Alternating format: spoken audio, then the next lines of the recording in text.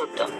या उन्हाळ्यामधला सुखद अनुभव काय असेल तर ते म्हणजे कैरीचं ताजं ताजं चटकदार भरपूर खार सुटलेलं असं हे रसरशीत लोणचं. वर्षभर टिकणारं तर लोणचं आपण नेहमीच खातो, पण कैरीच्या सीझनमध्ये कैरीचं हे ताजं लोणचं खाण्याची मजा काही वेगळीच आहे.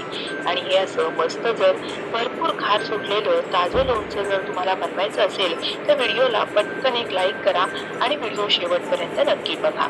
आज आपण साहित्याचं इतकं व्यवस्थित आणि अचूक प्रमाण घेतलं आहे की ज्यामुळे इतकं मस्त रसरशीत लोणचं बनवून तयार होईल. मस्त अशी ताजी हिरवीगार अशी ही कैरी घेतलेली आहे.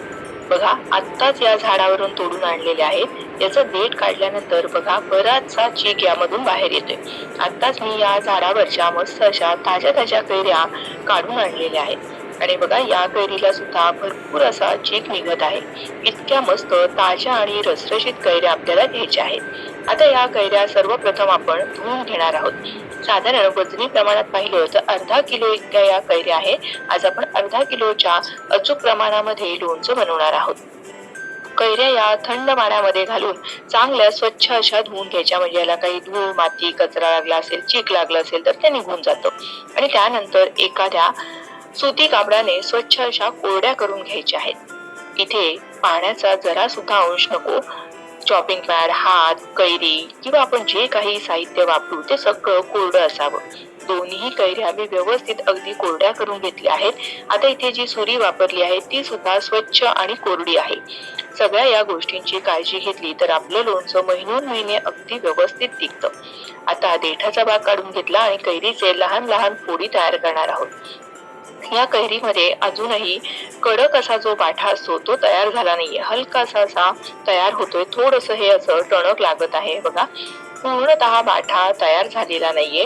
बरोबरीने अशा ज्या कोवळ्या कैऱ्या असतात तर या कैऱ्यांचं लोणचं खूप जास्त दिवस टिकत नाही. त्यामुळे परिपक्व ज्या कैऱ्या असतात त्याचंच लोणचं आपण वर्षभरासाठी घालतो. आता हे आपण ताजं लोणचं आणि तात्पुरतं बनवतोय, त्यामुळे मी परिपक्व कैऱ्या घेतल्या नाहीत. तरी सुद्धा बघा, याला असं थोडासा बाठा तयार झालेला आहे. आता याचे अगदी लहान काप करायचे, कारण पटकन लोणचं मुरावं म्हणून आपण लहान लहान काप तयार करून घेणार आहोत. आणि हे असे काप अगदी लहान करा किंवा तुम्हाला जसे आवडतील तसे केले तरीही चालतात, पण लहान केले तर ते पटकन मुरले जातात. कारण हे लोणचं आपण आज तयार केलं की उद्यापासून लगेच खायला घेणार असतो. म्हणून हे असे अगदी लहान लहान काप तयार करायचे. जर काही हा असा पोळीचा भाग कुठे शिल्लक राहिला असेल तर तो सुद्धा सगळा काढून घ्यायचा.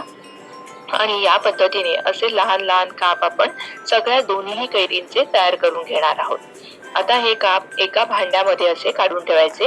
आपण जी भांडी किंवा जे साहित्य वापरणार आहोत ते सगळं स्वच्छ आणि कोरडं असावं. कुठेही पाण्याचा अंश लागता कामा नये, नाहीतर आपलं लोणचं पटकन खराब होतं, कारण आता बरीचशी उष्णता आहे.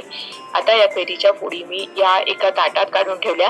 याला आपल्याला हळद मीठ वगैरे लावायचं नाही, कारण आपण हे तात्पुरतं लोणचं करतोय की नाही, त्यामुळे हळद मीठ न लावता या कैऱ्या अशाच ठेवून द्यायच्या आहेत. तोवर आता आपण काय करूया, इथे एक मसाला तयार करू.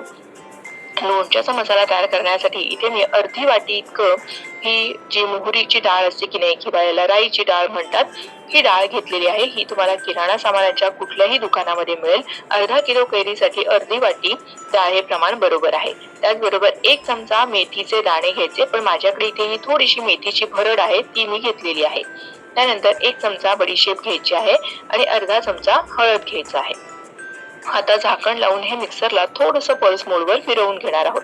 अगदी फार बारीक करायचं नाहीये, थोडंसं असं दरदरीत ठेवायचं आहे. आता एक मोठं काचेचं किंवा मग सिरामिकचं जर भांडं असेल तर ते घ्यायचं आणि त्या भांड्यामध्ये शक्यतोवर लोणचं घालायचं. आता हे आपण तयार केलेला मसाला हा असा पसरवून घेतला. मध्यभागी अर्धा चमचा, म्हणजे पोहे खाण्याच्या चमच्याने अर्धा चमचा हिंग घातलेला आहे. आणि साधारण पाऊण वाटी इतकं मी आपली नेहमीची जी आमटीची वाटी असते त्या वाटीने पाऊण वाटी इतकं तेल चांगलं असं गरम करायला ठेवलंय. हे मी शेंगदाणा तेल घेतलेलं आहे. आता हे चांगलं असं कडकडीत गरम झालं पाहिजे. म्हणजे बघा, यामध्ये मोहरीचे दाणे टाकले तर ते छान असे तडतडले गेले आहेत.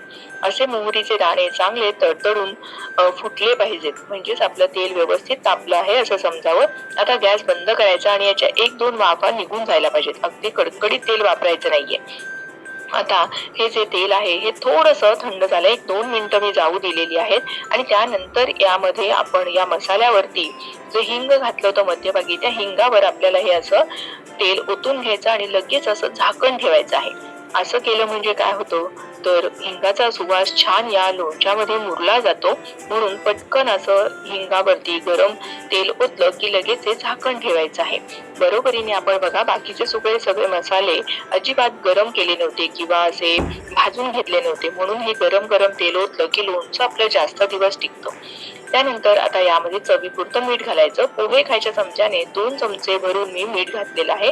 आता या मिठावर सुद्धा गरम गरम तेल ओतायचं आहे.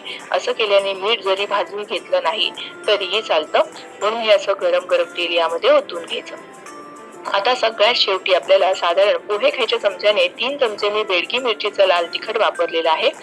तिखट आहे ना नेहमी शेवटी घालायचं, म्हणजे लोणच्याचा रंग काळसर येत नाही किंवा तिखट या गरम तेलामध्ये करपलं जात नाही. म्हणून तिखट सगळ्यात शेवटी घालायचं, पण गरम तेल असतानाच घालायचं, म्हणजे लोणचं चांगलं आपलं टिकतं. आता यामध्ये आणखीन मी जे शिल्लक राहिलेलं तेल आहे ते सगळं यामध्ये घालून घेतलेलं आहे. बरोबर मी पाऊण वाटी इतकं तेल घेतलं होतं, ते सगळं यामध्ये वापरलेलं आहे. आपला हा लोणच्याचा आता मसाला बनवून तयार झालेला आहे. आता आपण हा पूर्णतः थंड होण्याची वाट पाहू. हा मसाला गरम असतानाच आपल्याला यामध्ये कैरीच्या फोडी घालायच्या नाहीयेत. आता बघा साधारण अर्ध्या तासामध्ये व्यवस्थित हे पूर्णतः गार झालेलं आहे. पूर्ण गार झालं की मगच आपल्याला यामध्ये सगळ्या कैरीच्या फोडी घालून घ्यायच्या आहेत. मसाला गरम असताना जर आपण कैरीच्या फोडी घातल्या तर त्या पटकन मऊ होतात, त्यांना पाणी सुटतं आणि मग पर्यायाने आपल्या सगळ्या फोडींना बुरशी लागण्याची शक्यता असते किंवा पाणी सुटल्यामुळे लोणचं आपलं पटकन खराब होण्याची शक्यता असते. त्यामुळे थोडीशी ही काळजी घ्यायची की पूर्णतः रूम टेम्परेचरला मसाला आला की मगच आपल्याला यामध्ये सगळ्या या कैरीच्या फोडी घालून घ्यायच्या आहेत. आता हे व्यवस्थित चांगलं असं मिसळून घ्यायचं आहे. सगळ्या बाजूने हा मसाला असा लागला पाहिजे.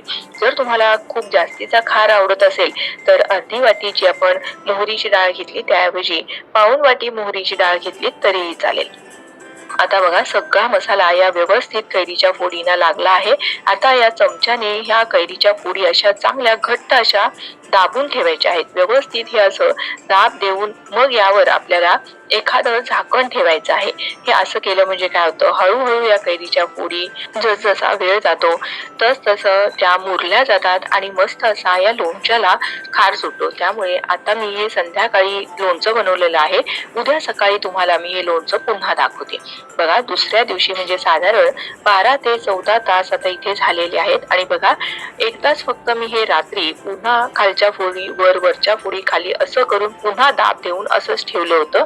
हळूहळू या लोणच्याच्या फोडी छान अशा या खारामध्ये मुरल्या गेलेल्या आहेत आणि बघा बऱ्यापैकी याला खार सुटलेला आहे आणि जे आपण तेल घातलं होतं ते असं बऱ्यापैकी वर आलेलं आहे. बघा काय मस्त असं खार सुटलेलं हे आपलं लोणचं एका दिवसामध्येच बनवून तयार झालेलं आहे. आता काय झालंय बघा, हवेमध्ये बरीचशी उष्णता आहे, प्रचंड उन्हाळा आहे. खरं तर लोणच्याला ना थोडासा थंडावा लागतो.